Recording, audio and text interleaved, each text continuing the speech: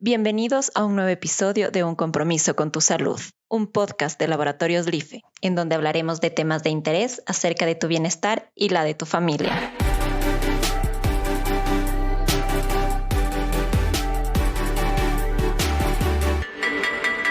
Hola, buenas tardes. Estamos aquí con el doctor Fernando Hidalgo, médico cardiólogo de la ciudad de Quito. Y a propósito del Día del Corazón, queremos hacer este espacio para conversar sobre las enfermedades cardiovasculares con un enfoque hacia el diagnóstico temprano. Doctor Hidalgo, buenas tardes. ¿Qué nos puede usted contar sobre qué tan frecuentes son las enfermedades cardiovasculares? A ver, le cuento que según la Organización Mundial de la Salud, las enfermedades cardiovasculares constituyen la primera causa de mortalidad en todo el mundo, sean los países desarrollados, subdesarrollados, etc. Por ejemplo, en el nuestro mismo están en primer lugar en cuanto a morbilidad y mortalidad, y tanto en hombres como en mujeres, ¿no? Claro que hay sus diferencias, pero así es. Entonces, cada año en el mundo mueren 20 millones de personas por enfermedades cardiovasculares. De esas, 200,000 son por infarto cardíaco y luego está por enfermedad cerebrovascular. Todavía tenemos aquí mucha enfermedad valvular que afuera ya no hay, las miocardiopatías, etc. Y les decía tanto en hombres como mujeres porque, claro, los hombres nos morimos un poco antes. Después de los 45 años empieza la curva, por ejemplo, de infarto para los hombres, y en las mujeres un poquito más tarde, después de los 55 años, por la protección de los estrógenos que tienen. El rato que se para la menopausia, se acabó la protección de los estrógenos y empiezan a morir más que los hombres. Y lo peor de todo es que los infartos en las mujeres son peores porque conllevan una mortalidad muy alta, más alta que en los hombres. O sea que diríamos que hay más casos de infarto en los hombres, pero una vez que se da el infarto, más posibilidad de morir si es en una mujer. Sí, efectivamente. Y eso se debe a muchas cosas, entre otras que hay estudios muy serios que indican que el caso que se les hace a las mujeres cuando se supone que tienen un infarto es mucho menor que el de los hombres. Entonces las mujeres tienen menos chance de acceder a las terapias no convencionales, sino por ejemplo a un cateterismo, una angioplastia, etc. Se hace mucho menos en las mujeres, o sea, y además las mujeres tienen un umbral de dolor muy alto. Y es común ver que la señora se aparece en el hospital al tercer día de haber tenido el principio del dolor, cuando ya se ha infartado. Eso es muy frecuente en las mujeres. En los hombres mucho menos, porque claro, nos quejamos más, ¿no? Y enseguida vamos al hospital, entonces el tratamiento es más precoz y es mejor, y eso es muy conocido. Doctor, ahora que menciona estas diferencias entre hombres y mujeres, me resulta interesante pensar si hay también diferencias en la sintomatología. Sí, eso le estoy diciendo. Las mujeres se quejan cuando tienen un infarto de dolores inespecíficos, que le duele en la parte alta del tórax, le duele el abdomen, la espalda, etc. Es una sintomatología menos típica, digamos, que lo que ocurre con los hombres. Entonces, y que ya me debe pasar, me duele poquito nomás y tal. Entonces, eso hace que se retrase el diagnóstico. Okay. Y que se retrase el diagnóstico y la terapéutica es peor y mal. Entonces, eso sí hay diferencias entre los hombres y las mujeres en cuanto a sintomatología, y las mujeres normalmente se quejan menos.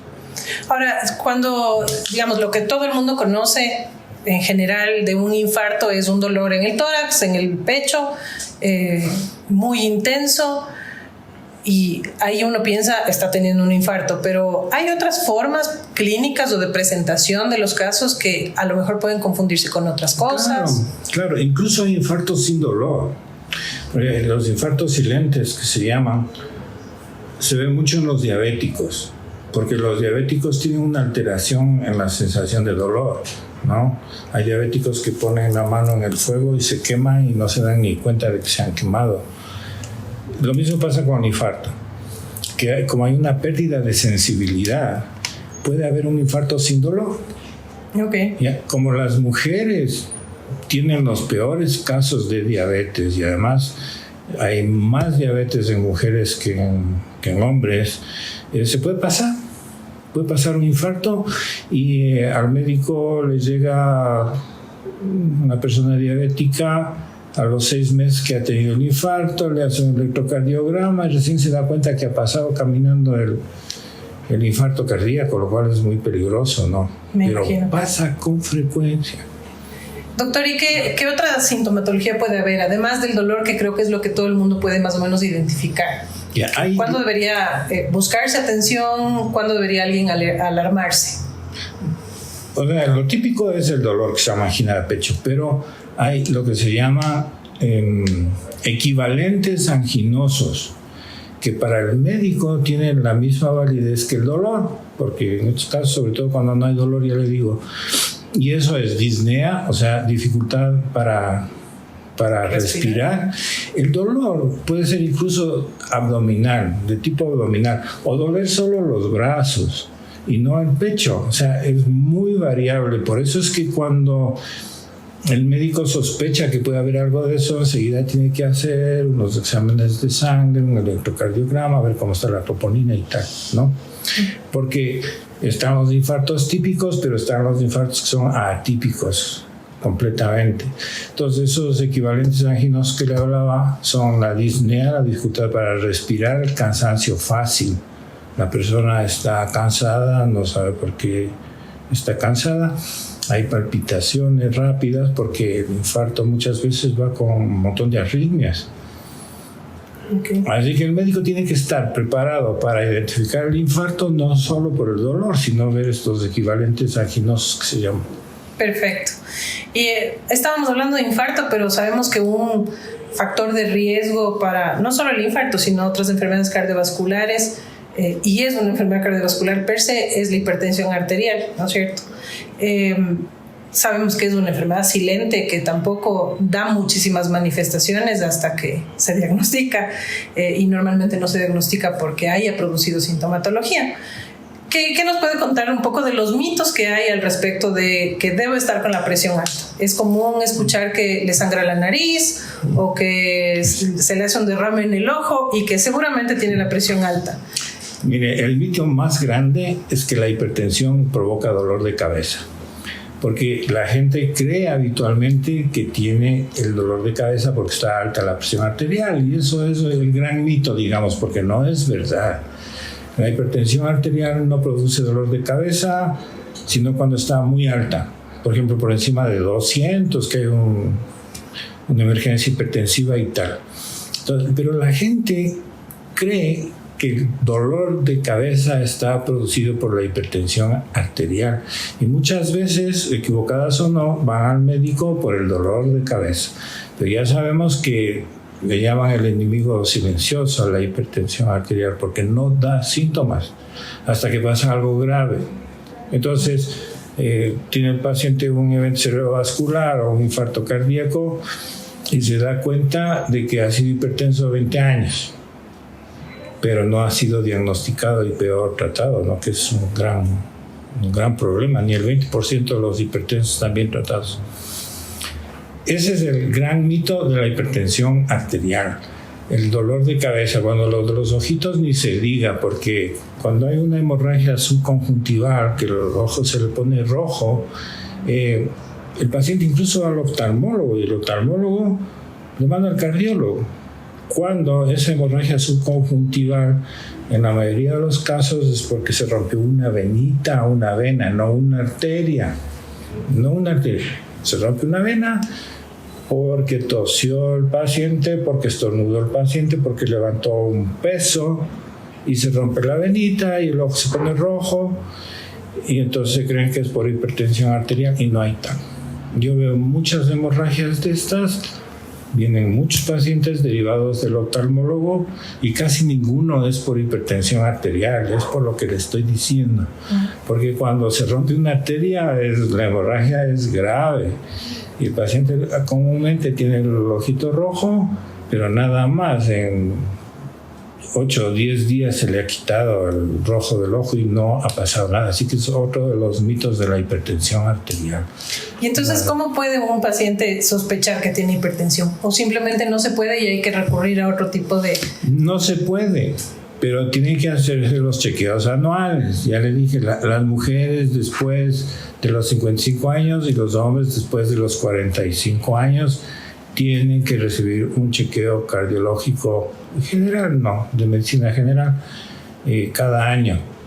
Y ahí se descubre la hipertensión arterial. Lamentablemente, ni la mitad de hipertensos saben que son hipertensos. Y de esa mitad, la mitad no está siendo tratada. Han abandonado muchos el tratamiento, hacen un mes del tratamiento y no corrigen el estilo de vida, etcétera, etcétera. Otra de las cosas que creo que circula mucho entre la población es esto de me puedo curar, o ya me siento bien, o ya mi presión está en cifras normales, puedo dejar de tomar la medicación. Eso es muy común, es muy común, y no solo para la hipertensión, sino también para el colesterol. Peor para el colesterol, porque el médico habitualmente le dice tiene que tomar la medicación de la hipertensión toda la vida, pero no le dice que es igual para el tratamiento del colesterol. Entonces el paciente toma 2 meses la estatina o lo que sea y lo deja. Entonces el siguiente control, otra vez el colesterol está alto. El tratamiento del colesterol es para toda la vida, igual que el de la hipertensión arterial, pero incluso médicos que no son especialistas ven que le ha bajado el control, el colesterol, el LDL, por ejemplo, y le dicen ya suspenda nomás porque ya está bien, y es un error muy grande. Le agradezco, doctor, por este espacio que nos ha dado. Antes de despedirnos, me encantaría que le dé a toda la audiencia que nos pueda escuchar un consejo, su consejo de oro para el cuidado del corazón. Bueno, el consejo de oro es el que siempre se da, ¿no? Los factores de riesgo que hay que cuidar. Hay unos factores de riesgo que no son modificables. Esos factores de riesgo son la edad, el sexo o género, la raza y los factores familiares. Ahí no podemos hacer nada. Pero sí podemos hacer con los otros que son modificables, que son la hipertensión arterial, el colesterol, la dislipidemia, cuidar la diabetes, hacer ejercicio, bajar el peso, todo lo que ya se conoce muy bien, tener una alimentación sana, y con eso se van a evitar muchos eventos, sobre todo isquémicos, infartos. Muchas gracias, doctor Hidalgo. A nombre del IFE le agradecemos por estar en este espacio con nosotros, y a nombre de la población también, que se va a beneficiar de sus consejos y sus criterios.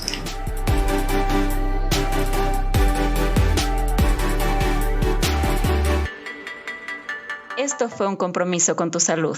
Acompáñanos en nuestro próximo episodio con un nuevo tema. Puedes escuchar los episodios anteriores de Un Compromiso con tu Salud en nuestro canal de Spotify. No te lo pierdas. Te esperamos a la próxima.